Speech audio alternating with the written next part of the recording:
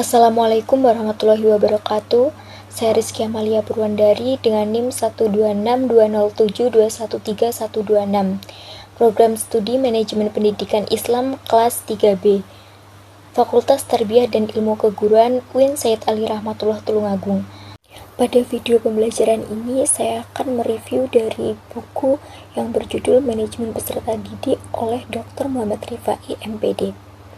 Pada bab pertama yaitu mengenai konsep dasar yang berisi pengertian peserta didik, pengertian manajemen peserta didik, fungsi dan tujuan manajemen peserta didik, prinsip manajemen peserta didik, pendekatan dalam manajemen peserta didik, serta ruang lingkup manajemen peserta didik. Materi yang pertama yaitu pengertian peserta didik. Undang-Undang Nomor 20 Tahun 2003 Pasal 1 Ayat 4 dinyatakan bahwa peserta didik adalah anggota masyarakat yang berusaha mengembangkan potensi diri melalui proses pembelajaran yang tersedia pada jalur, jenjang, dan jenis pendidikan tertentu. Peserta didik adalah seseorang yang terdaftar dalam suatu jalur, jenjang, dan jenis lembaga pendidikan tertentu yang selalu ingin mengembangkan potensi dirinya baik pada aspek akademik maupun non-akademik melalui proses pembelajaran yang diselenggarakan. Materi yang kedua yaitu pengertian manajemen peserta didik. Secara etimologis, kata manajemen merupakan terjemahan dari kata manajemen yang terdiri dari kata manage atau to manage yang berarti menyelenggarakan, membawa, atau mengarah. Kata manage juga bermakna mengurus, mengatur, melaksanakan, mengelola, atau menata. Manajemen peserta didik adalah sebagai suatu usaha untuk mengatur, mengawasi, dan melayani berbagai hal yang memiliki kaitan dengan peserta didik, agar peserta didik mampu mencapai tujuan pembelajaran di sekolah, mulai dari peserta didik tersebut masuk sekolah sampai peserta didik tersebut lulus dari sekolah. Materi yang ketiga yaitu fungsi dan tujuan manajemen peserta didik. Fungsi manajemen peserta didik adalah sebagai sarana bagi peserta didik untuk mengembangkan diri seoptimal mungkin, baik individu, sosial, aspirasi, kebutuhan, dan potensi konsep dasar lainnya. Sedangkan tujuan manajemen peserta didik adalah mengatur kegiatan peserta didik agar menunjang proses belajar mengajar di sekolah dalam pencapaian tujuan sekolah dan tujuan pendidikan yang optimal. Materi yang keempat yaitu prinsip manajemen peserta didik. Menurut Sudrajat, yang pertama yaitu manajemen peserta didik dipandang sebagai bagian dari keseluruhan manajemen sekolah. Yang kedua, segala bentuk kegiatan manajemen peserta didik haruslah mengemban misi pendidikan dan dalam rangka mendidik peserta didik. Yang ketiga, kegiatan-kegiatan manajemen peserta didik haruslah diupayakan untuk mempersatukan peserta didik yang mempunyai aneka ragam latar belakang dan perbedaan. Yang keempat, kegiatan manajemen peserta didik harus dipandang sebagai upaya pengaturan terhadap pembimbingan peserta didik. Yang kelima, kegiatan peserta didik harus mendorong dan memacu kemandirian peserta didik. Materi yang kelima mengenai pendekatan manajemen peserta didik. Pendekatan dalam manajemen peserta didik yang dilakukan untuk mencapai tujuan dan fungsi manajemen peserta didik adalah sebagai berikut. Yang pertama yaitu pendekatan kuantitatif, the quantitative approach.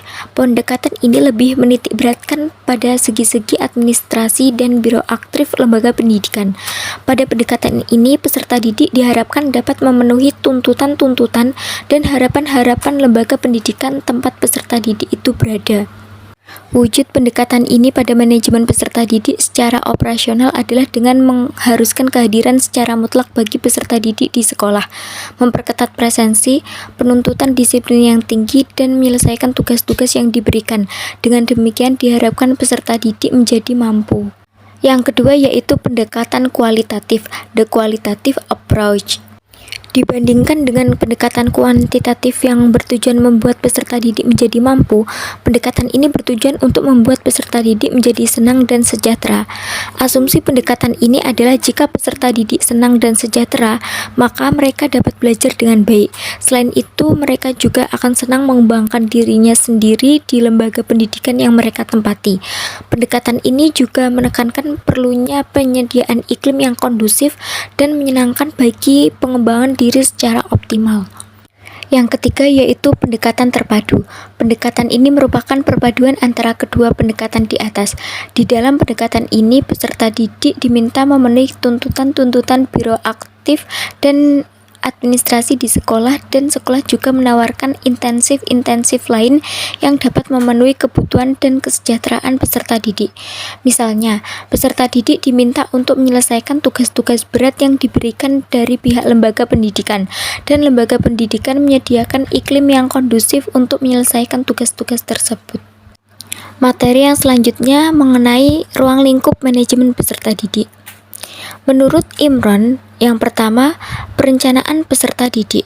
Peserta didik harus direncanakan karena dengan adanya perencanaan, segala sesuatu dapat dipikirkan dengan matang, dengan memperhatikan seluruh aspek yang melingkupinya. Dengan demikian, masalah-masalah yang muncul akan dapat ditangani sesegera mungkin. Yang kedua, penerimaan peserta didik baru. Penerimaan peserta didik baru adalah salah satu kegiatan manajemen peserta didik yang sangat penting. Dalam penerimaan peserta didik baru ini meliputi beberapa tahapan, yaitu kebijaksanaan penerimaan peserta didik, sistem penerimaan peserta didik, kriteria penerimaan peserta didik baru, prosedur penerimaan peserta didik baru, dan problema penerimaan peserta didik baru. Yang ketiga yaitu orientasi peserta didik. Peserta didik yang sudah melakukan daftar ulang, mereka kemudian akan memasuki masa orientasi peserta didik di sekolah. Orientasi ini dilakukan dari hari-hari pertama masuk sekolah. Pada bagian ini secara berurutan terdiri dari alasan dan batasan orientasi peserta didik, tujuan dan fungsi orientasi peserta didik, hari-hari pertama di sekolah, dan orientasi peserta didik. Yang keempat, mengatur kehadiran dan ketidakhadiran peserta didik. Kehadiran peserta didik di sekolah yang sangat penting karena jika peserta didik tidak hadir di sekolah, tentu aktivitas belajar mengajar di sekolah tidak dapat dilaksanakan. Kehadiran peserta didik di sekolah adalah suatu kondisi yang memungkinkan terjadinya interaksi belajar mengajar. Yang kelima, pengelompokan peserta didik. Peserta didik yang sudah melakukan daftar ulang, mereka perlu dikelompokkan atau diklasifikasikan. Pengklasifikasian diperlukan bukan dimaksudkan untuk mengkotak-kotakkan peserta didik, tetapi justru dimaksudkan untuk membantu keberhasilan mereka. Kegiatan yang termasuk dalam bagian ini yaitu urgensi pengelompokan, wacana pengelompokan, jenis-jenis pengelompokan, dan pengelompokan dan penjurusan. Yang keenam, mengatur evaluasi hasil belajar peserta didik. Evaluasi hasil belajar terhadap peserta didik sangat perlu dilakukan agar diketahui perkembangan mereka dari waktu ke waktu. Evaluasi hasil belajar peserta didik dimaksudkan untuk mengetahui sejauh mana peserta didik telah dapat menampilkan performa sesuai yang diharapkan. Kegiatan yang termasuk dalam bagian ini yaitu alasan perlunya evaluasi hasil belajar peserta didik, batasan evaluasi hasil belajar peserta didik, teknik-teknik evaluasi hasil belajar peserta didik, kriteria-kriteria evaluasi hasil belajar peserta didik, dan tindak lanjut evaluasi hasil belajar peserta didik. Yang ketujuh, mengatur kenaikan tingkat peserta didik. Kenaikan kelas dapat diatur sesuai dengan kebijakan dari masing-masing sekolah. Dalam kenaikan kelas sering terjadi masalah-masalah yang memerlukan penyelesaian secara bijak. Masalah ini dapat diperkecil jika data-data tentang hasil evaluasi siswa objektif dan mendayagunakan fungsi. Juga para guru harus berhati-hati dalam memberikan nilai hasil evaluasi belajar kepada siswa. Yang kedelapan, mengatur peserta didik yang mutasi dan drop out. Mutasi dan drop out seringkali membawa masalah di dunia pendidikan. Oleh karena itu, keduanya harus ditangani dengan baik agar tidak mengakibatkan keruwetan dan keributan yang berlarut-larut sehingga pada akhirnya akan mengganggu aktivitas sekolah secara keseluruhan. Yang terakhir yaitu kode etik, pengadilan, hukum, dan disiplin peserta didik. Pendidikan didasarkan atas norma-norma tertentu bagi peserta didik. Norma-norma dan aturan-aturan tersebut mengharuskan peserta didik untuk mengikutinya. Selain itu, para pendidik selayaknya juga menjadi contoh terdepan dalam hal penataan terhadap tradisi dan aturan yang dikembangkan di lembaga pendidikan. Bab yang kedua membahas mengenai perencanaan peserta didik. Terdiri dari pengertian, ruang lingkup, serta langkah-langkah perencanaan peserta didik. Yang pertama, membahas mengenai pengertian. Perencanaan atau planning adalah memikirkan ke depan tentang apa-apa yang harus dilakukan. Perencanaan sendiri adalah aktivitasnya, sedangkan hasil dari perencanaan tersebut adalah rencana yang berwujud rumusan tertulis. Dengan kata lain, jika rencana yang terumus secara tertulis tersebut belum ada, maka aktivitas perencanaan tersebut belum selesai atau belum berhasil. Perencanaan peserta didik adalah suatu aktivitas memikirkan ke depan tentang hal-hal yang harus dilakukan berkenaan dengan peserta didik di sekolah, baik sejak peserta didik akan memasuki sekolah maupun mereka yang akan lulus dari sekolah. Yang direncanakan adalah hal-hal yang harus dikerjakan berkenaan dengan penerimaan dengan pelulusan peserta didik. Selanjutnya yaitu ruang lingkup perencanaan peserta didik menurut Imron. Yang pertama, perkiraan. Perkiraan forecasting adalah menyusun suatu perkiraan kasar dengan mengantisipasi ke depan. Ada 3 dimensi waktu yang disertakan dalam hal ini, yakni dimensi kelampauan, dimensi terkini, dan dimensi keakanan.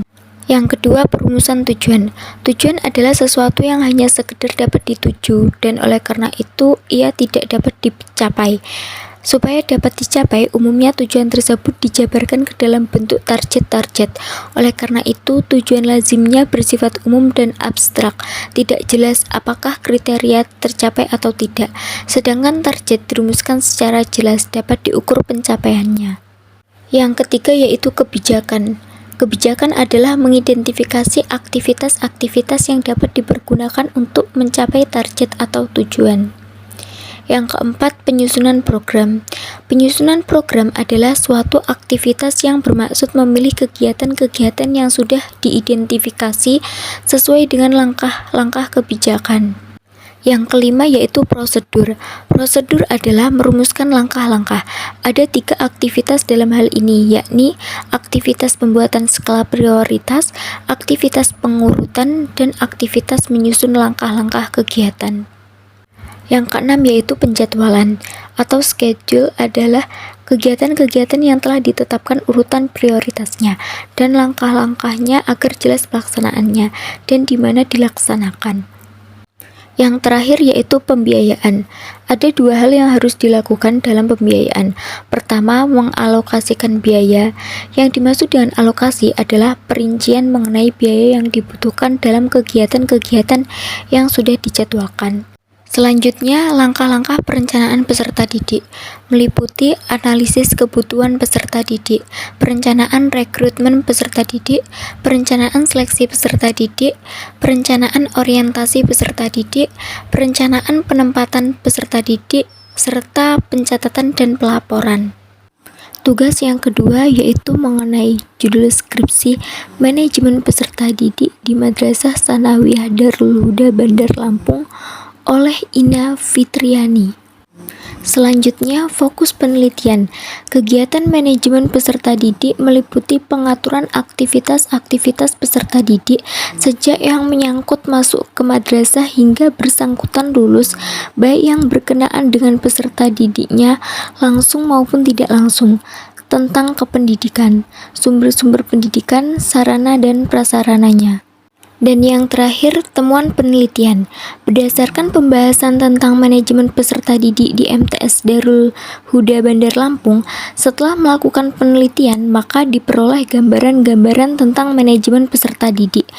Apa saja yang dilakukan Wakil Kepala Madrasah Bidang Kesiswaan dalam manajemen peserta didik di MTS Darul Huda Bandar Lampung?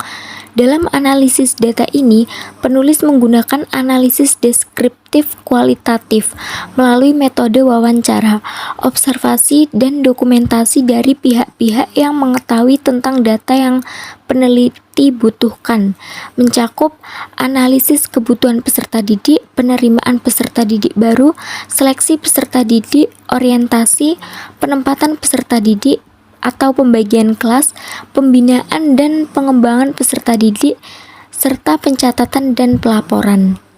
Cukup sekian resume materi dari saya. Apabila ada kata-kata yang salah, mohon untuk dimaafkan. Semoga materi yang saya sampaikan dapat bermanfaat untuk kalian semua. Terima kasih. Wassalamualaikum warahmatullahi wabarakatuh.